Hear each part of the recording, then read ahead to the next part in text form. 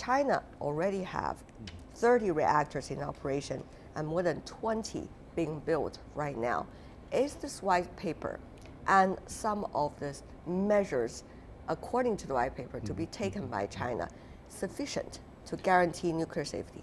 Sure. I think all the measures taken by the Chinese government actually has been very, efficient in recent, at least several decades. China started its nuclear business from 1950s, and the start is from the military use. Actually, only from 1980s, China began its nuclear use in civilian sector. So this is a very important sector for the energy development of China, especially in recent 10 years. We have witnessed the fast development.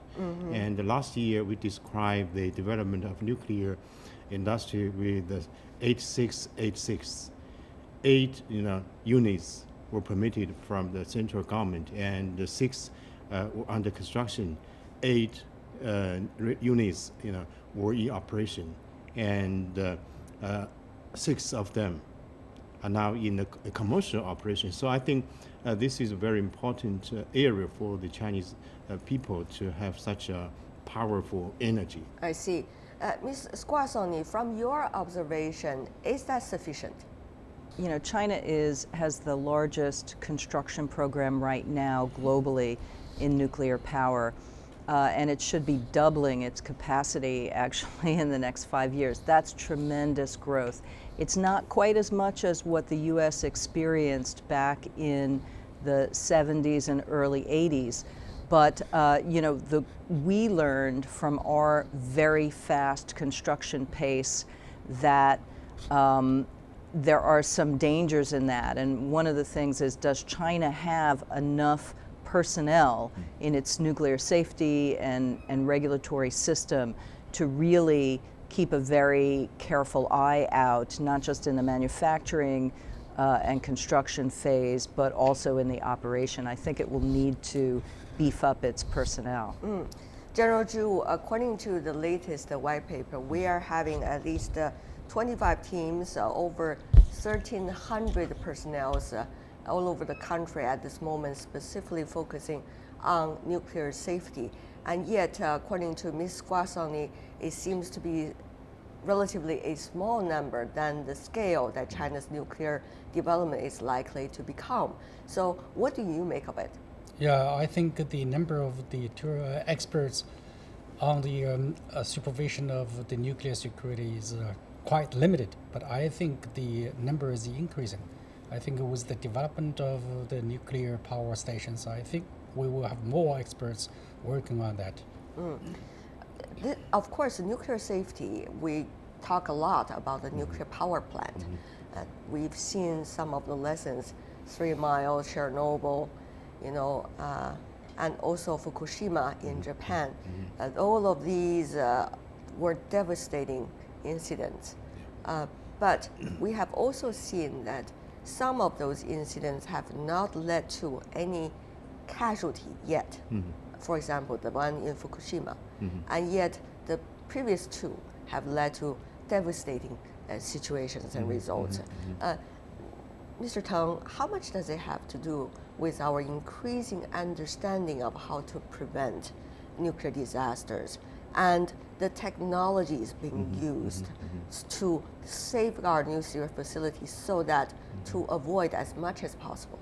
According to the white paper, I think a lot of measures should be taken to safeguard the stable and sustainable development of our nuclear industry.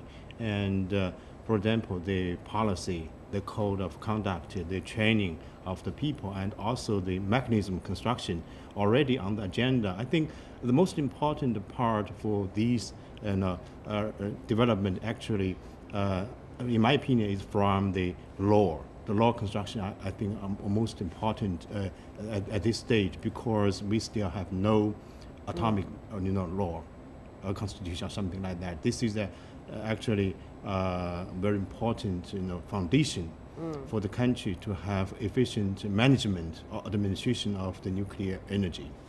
How is international cooperation likely to help in any way in that regard? Actually, China did have a very good cooperation with IEA, with the United States. For example, in Beijing, we have a Center of Excellence. Its function mainly focused on the training, on the safeguarding of any nuclear facilities. And this is actually a joint project between China and the United States, according to the nuclear summit, signed by President Obama and our President Hu Jintao.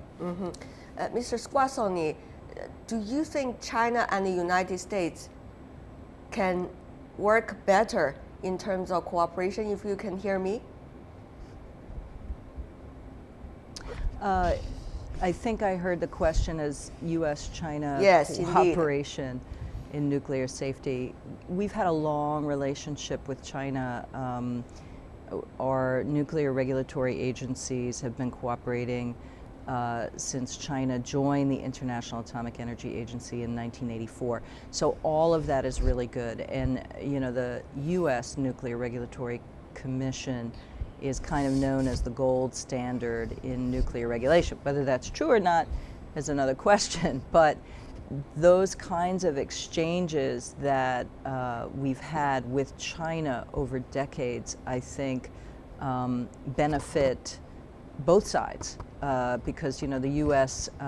Has been helping to build some reactors in China, and it's really important for us to know how China is organized, how it is implementing certain things like nuclear safety culture in its plants. So I think all of that is to the good. I would say one thing about the white paper that was recently issued. I was very impressed with its transparency and actually how it mentioned some shortfalls in Chinese capabilities.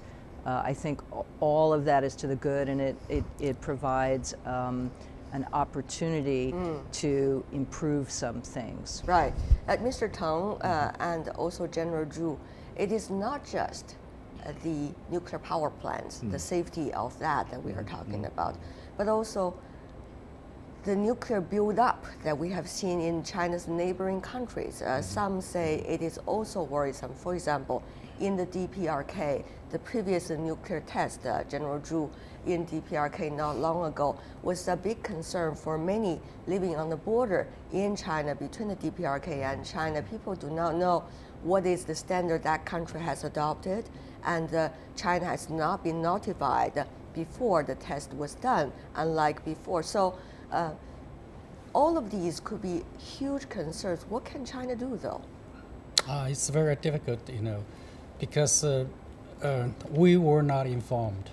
And to be very frank, it is very close to China's territory, about 74 kilometers away from the Baishan County town.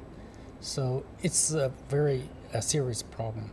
In case it has some radiation or something like that, it will, of course, affect the safety and the security of the Chinese people living not only on the border but also in the interior land of the, especially in northeast part of China. So in this regard, I think what we can do is to increase the cooperation between the members of the world community. That is the only way out. And all countries in this regard, concerning the nuclear security and safety, should be responsible enough and should cooperate with each other. I don't think any single country can solve this sort of issue. It's a global issue. It is a global issue. Of course, it's fortunate this time after some testing, we haven't seen anything that's beyond the normal standard this time after the DPRK nuclear test on the border between DPRK and China. But Mr. Teng, what do you see as the potential danger? Because it is very likely that our neighbor is going to continue their proliferation, nuclear proliferation, and therefore, what can China do? Actually, the DPRK nuclear issue has already become a direct and a real challenge or threat to the regional stability and the peace, and also to some countries. For example, we have focused a lot on the attention to the nuclear bomb, on the missile system. So in my opinion, I think we should pay much attention to the nuclear facilities in DPRK. A lot of nuclear facilities, as General Zhu just mentioned, very close to the Chinese border. And I heard some report from the United States saying that in recent years, some nuclear facilities also suffered blood and some other natural disasters. And how can they, DPRK, maintain a safe and very good condition for these facilities? It's not only for the sake of the DPRK, but also for the countries concerned in this region, ROK, China, Japan, and Russia. So I think I quite agree with General Zhu, what mentioned just now. We should cooperate because the threat is not only nuclear bomb, it's nuclear safety and security. But here's the thing, is there a mechanism under which that countries can work together, including the DPRK? Yeah. I think the most important watchdog for the nuclear security and safety is RAEA. That's right. And so RAEA this time should pay much attention to the nuclear security and safety of DPRK. And so the international community might shift a little bit their attention to this area, not only to the military use, but also civilian use of the nuclear technology in DPRK. So this is a very important moment for the international community to cooperate. I argue that the United States should give some, individual its own interests, or not only make some tension in this region for the sake to deploy troops and weapon systems and to control ROK and Japan. So this is not a control, and this is not one nation's interest. It's the whole community.